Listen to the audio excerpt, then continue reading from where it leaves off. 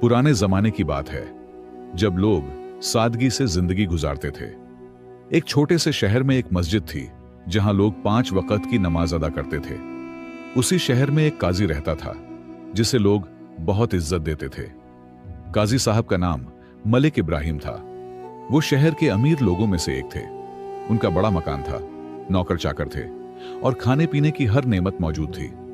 लोग कहते थे कि काजी साहब के पास इंसाफ की किताबें हैं। उसी शहर के एक कोने में अब्दुर रहमान नाम का एक गरीब लोहार रहता था। वो मेहनती और ईमानदार इंसान था, जो सुबह से शाम तक अपने छोटे से कारखाने में लोहे का काम करता था। वो अपनी हलाल की कमाई से ही गुजारा करता था। अब्दुर रहमान की बीवी मरियम एक नेक दिल और सब्र वाली औरत थी। दोनों का एक छोटा बेटा जुनैद था, जो बस 5 साल का था। घर छोटा था, मगर मोहब्बत और सुकून से भरा हुआ था। रात को जुनैद कुरान की आयतें सुना करता था। काजी मलिक इब्राहिम का एक बेटा था, हसनैन। वो बहुत मगरूर था, अपने बाप की दौलत और इज्जत पर अकड़ता फिरता था।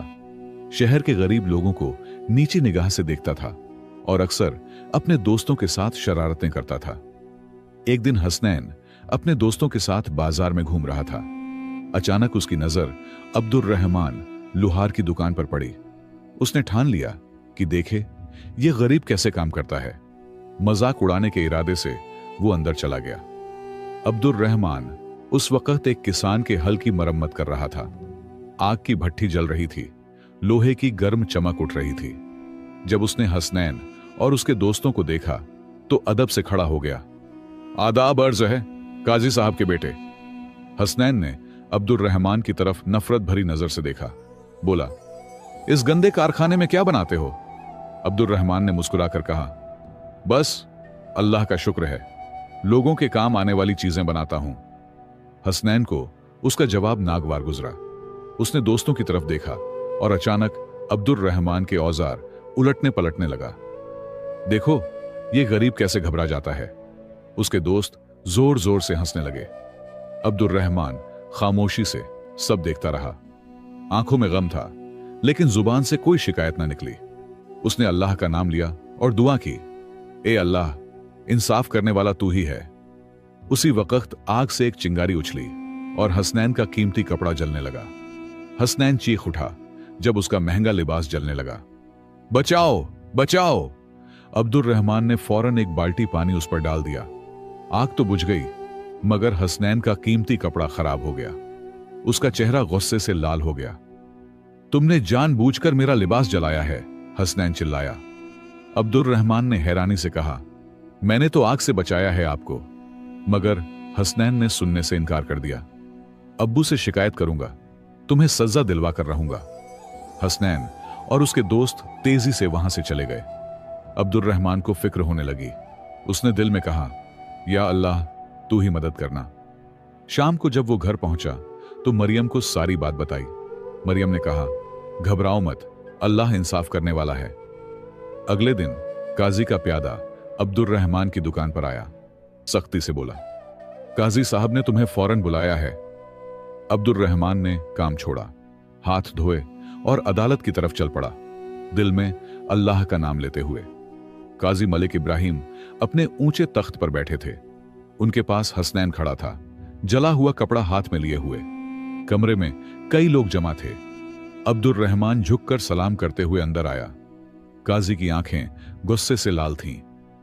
अब्दुर रहमान लोहार, मेरे बेटे का कीमती लिबास जलाने की हिम्मत कैसे की तुमने? अब्दुर रहमान ने नरमी से कहा, जनाब आली, मैंने जानबूझकर कुछ नहीं किया। आपके बेटे कारखाने में आए थे और शरारत कर रहे थे।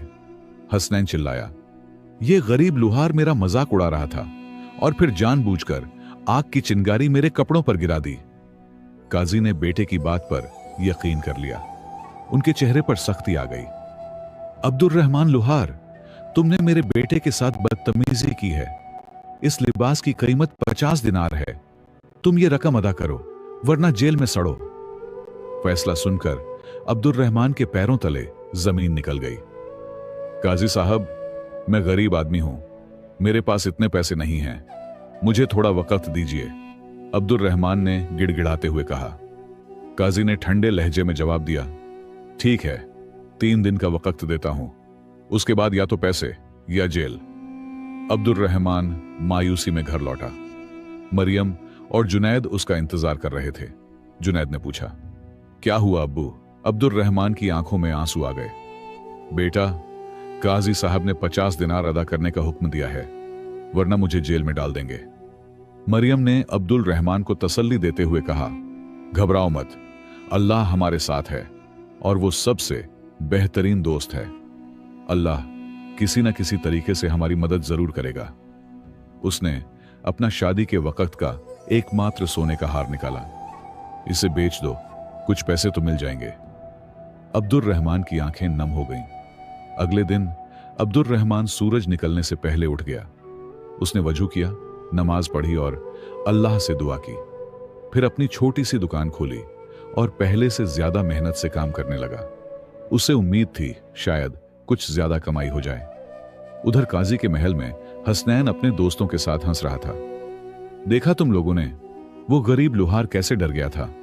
एक दोस्त बोला, हसनैन, उसने कुछ किया तो नहीं था, तुमने झूठ बोला। हसनैन गुस्से से चिल्लाया, चुप रहो, मैं जो चाहूं करूं। शहर में अब्दुल रहमान की मुसीबत की खबर फैल गई। कुछ पड़ोसी मदद करना चाहते थे, मगर उनके पास भी बहुत कम पैसे थे। एक बूढ़े आदमी, चाचा करीम, उसकी दुकान पर आए। बेटा, मेरे पास सिर्फ 5 दिनार हैं, ये ले लो। अब्दुल रहमान 2 दिन तक सुबह से शाम तक लगातार मेहनत करता रहा। कुछ पड़ोसियों और दोस्तों की मदद से उसने 20 दिनार जमा कर लिए, जिनमें मरियम के हार की कीमत भी शामिल थी। मगर 50 दिनार से अभी भी बहुत दूर था। आखिरी दिन करीब आ रहा था।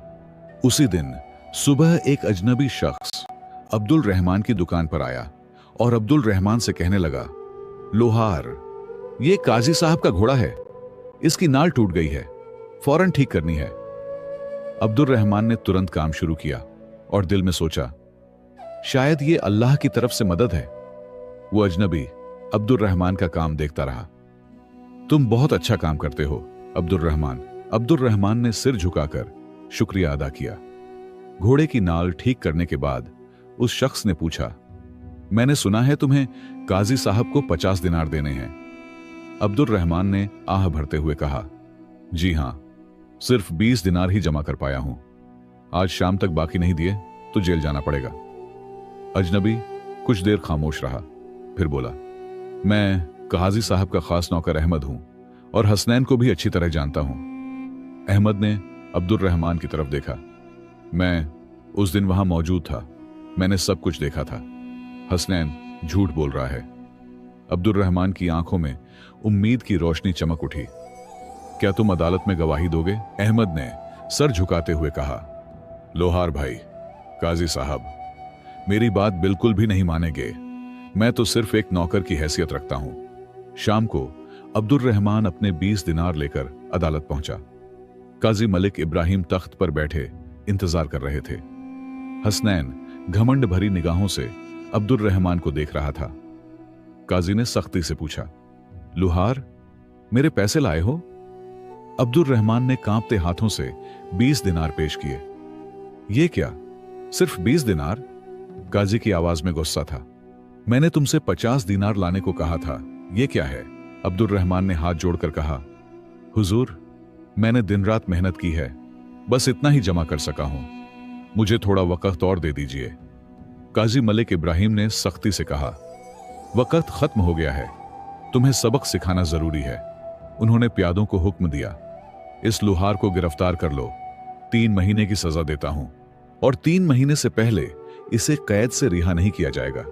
अब्दुल रहमान के पैरों तले जमीन निकल गई। मेरी बीवी और बच्चा भूखे मर जाएंगे, अब्दुल रहमान रोते हुए बोला। मगर काजी का दिल पत्थर का था। प्यादे उसे घसीटते हुए ले जा रहे थे कि अचानक अहमद नौकर तेजी से अदालत में दाखिल हुआ, एक बुजुर्ग शख्स के साथ। माफ कीजिए काजी साहब, अहमद ने कहा, शहर के बुजुर्ग मुफ्ती साहब तशरीफ लाए हैं। सब लोग हैरान रह गए। मुफ्ती हकीम शहर के सबसे बड़े आलिम थे, जिनका इल्म और तकवा मशहूर था। काजी भी उनका बहुत एहतराम करते थे। मुफ्ती हकीम ने सबको सलाम किया। मैं इस मुकदमे के बारे में सुनकर आया हूं, उन्होंने गंभीर लहजे में कहा, काजी साहब, क्या मैं इस मामले में कुछ कह सकता हूं? काजी ने इज्जत से सिर झुकाया। बेशक, आपकी राय हमारे लिए कीमती है। मुफ्ती हकीम ने हसनैन की तरफ देखा। बेटे, तुमने कहा कि अब्दुल रहमान ने जानबूझकर तुम्हारा लिबास जलाया। क्या तुम्हारे पास कोई गवाह है? हसनैन का चेहरा पीला पड़ गया। उसने घबरा कर कहा, मेरे दोस्त वहां मौजूद थे, तो फिर उन दोस्तों को बुलाया जाए, मुफ्ती ने कहा। 1 घंटे के अंदर हसनैन के दोनों दोस्त अदालत में हाजिर हो गए। मुफ्ती ने पूछा, बताओ क्या हुआ था? दोनों लड़के मुफ्ती की संजीदा निगाहों में देखकर कांप गए। हुजूर, सच यह है कि हम लोग अब्दुल रहमान की दुकान पर शरारत कर रहे थे, एक लड़के ने कांपते हुए कहा। दूसरा बोला, हसनैन ने अब्दुल रहमान के सामान को उलट पलट दिया था, जिससे आग की चिंगारी उसके कपड़ों तक पहुंची। हसनैन का चेहरा शर्म से लाल हो गया। काजी मलिक इब्राहिम हैरानी से अपने बेटे को देख रहे थे। मुफ्ती ने आगे कहा, अहमद, तुम भी वहां मौजूद थे, तुमने क्या देखा? अहमद ने सच्चाई बयान की। अब्दुल रहमान ने फौरन पानी डालकर हसनैन को बचाया था। काजी मलिक इब्राहिम का चेहरा शर्मिंदगी से झुक गया। यानी मेरे बेटे ने मुझसे झूठ बोला? उनकी आवाज में गुस्सा और अफसोस था। मुफ्ती ने काजी के कंधे पर हाथ रखा और कहा, इंसाफ की कुर्सी पर बैठने वाला कभी इंसाफ से दूर नहीं होना चाहिए। काजी मलिक इब्राहिम ने अपने बेटे को सख्त निगाहों से देखा। हसनैन, तुमने मेरा एतबार तोड़ा है, अपनी शरारत छिपाने के लिए झूठ बोला और एक गरीब इंसान पर जुल्म किया। हसनैन शर्मिंदगी से सिर झुकाए खड़ा था। उसकी आंखों में आंसू थे। काजी ने अब्दुल रहमान की तरफ रुख किया। अब्दुल रहमान, मुझसे बड़ी गलती हुई है। मैंने अपने बेटे की बात पर यकीन करके तुम्हारे साथ नाइंसाफी की। काजी की आंखें नम थीं। मैं तुमसे माफी मांगता हूं, ये अपने 20 दिनार वापस ले लो। मुफ्ती हकीम मुस्कुराए। काजी साहब, माफी मांगना बहादुरी की निशानी है। फिर उन्होंने हसनैन की तरफ देखा। बेटे, तुम्हें भी अब्दुल रहमान से माफी मांगनी चाहिए। हसनैन ने सिर झुकाकर कहा, अब्दुल रहमान भाई, मुझे माफ कर दीजिए, मैंने आपके साथ बहुत बुरा किया। अब्दुल रहमान ने नरमी से कहा, मैं तुम्हें माफ करता हूं, अल्लाह हम सबको हिदायत दे। उसके चेहरे पर सुकून था। मुफ्ती ने कहा, काजी साहब, इंसाफ का तकाजा है कि हसनैन को अपनी गलती की सजा भी मिले। काजी ने सिर हिलाकर कहा, आप बिल्कुल सही फरमा रहे हैं। मेरा फैसला है कि हसनैन 1 महीने तक अब्दुल रहमान की दुकान पर काम करेगा ताकि अपनी गलती की भरपाई कर सके, काजी ने ऐलान किया। इसके अलावा हसनैन अब्दुल रहमान को 50 दिनार देगा, न सिर्फ कपड़े की कीमत बल्कि तकलीफ का मुआवजा भी। अदालत में मौजूद लोगों ने काजी के फैसले पर खुशी का इजहार किया। मुफ्ती हकीम ने कहा, काजी साहब, आपने सच्चा इंसाफ किया है। एक काजी का काम यही है कि वो सच का साथ दे, चाहे फैसला अपने बेटे के खिलाफ ही क्यों ना हो। काजी ने एहतराम से सिर झुकाया। हसनैन ने फौरन अपनी जेब से 50 दिनार निकालकर अब्दुल रहमान को दिए। अब्दुल रहमान भाई, ये लीजिए, मैं कल सुबह आपकी दुकान पर आ जाऊंगा। उसकी आवाज में पछतावा था। अब्दुल रहमान के दिल से सारी परेशानी दूर हो गई। उस रात अब्दुल रहमान जब घर पहुंचा तो मरियम और जुनैद बेचैनी से उसका इंतजार कर रहे थे। अब्बू, आप आ गए। जुनैद दौड़कर उनसे लिपट गया। हम डर गए थे कि आपको जेल में डाल देंगे। अब्दुल रहमान मुस्कुराया और सब कुछ बताया। मरियम की आंखों में खुशी के आंसू थे। देखा, मैंने कहा था ना कि अल्लाह इंसाफ करने वाला है। अब्दुल रहमान ने सिर हिलाया। हां, और मुफ्ती साहब अल्लाह के भेजे हुए फरिश्ते थे। दोनों ने शुक्राने की नमाज अदा की और जुनैद के साथ खाना खाया। अगले दिन सुबह सवेरे हसनैन अब्दुल रहमान की दुकान पर पहुंचा। उसने सादा कपड़े पहने थे और चेहरे पर शर्मिंदगी थी। अब्दुल रहमान भाई, मैं आ गया हूं काम सीखने। अब्दुल रहमान मुस्कुराया और बोला, आओ बेटे, मैं तुम्हें लोहे का काम सिखाता हूं। पहले दिन हसनैन के लिए काम बहुत मुश्किल था। उसके नर्म हाथ छालों से भर गए, पसीने से लथपथ हो गया। यह तो बहुत मुश्किल काम है, हसनैन ने शाम को थके हुए कहा। अब्दुल रहमान मुस्कुराया। जिंदगी में कोई भी काम इज्जत का तब होता है जब मेहनत से किया जाए। दिन गुजरते गए। हसनैन ने धीरे धीरे काम सीखना शुरू किया। अब्दुर्रहमान उसे सब्र से सिखाता, गलतियों पर डांटता नहीं बल्कि प्यार से समझाता। जुनैद भी अक्सर कारखाने में आ जाता और हसनैन से दोस्ती करने लगा था। एक दिन हसनैन ने पूछा, अब्दुर्रहमान भाई, आप इतनी मेहनत करते हैं फिर भी इतने खुश कैसे रहते हैं? अब्दुर्रहमान ने मुस्कुराकर जवाब दिया, मेरी खुशी माल में नहीं, अल्लाह की रजा में है। मैं हलाल कमाता हूं, यही मेरा सुकून है। काजी मालिक इब्राहिम अक्सर अपने बेटे को देखने आते, देखते कि वह कैसे मेहनत कर रहा है। उन्होंने अब्दुर्रहमान से कहा, तुमने मेरे बेटे को बदल दिया है अब्दुर्रहमान। पहले वो घमंडी था, अब उसमें नरमी आ गई है।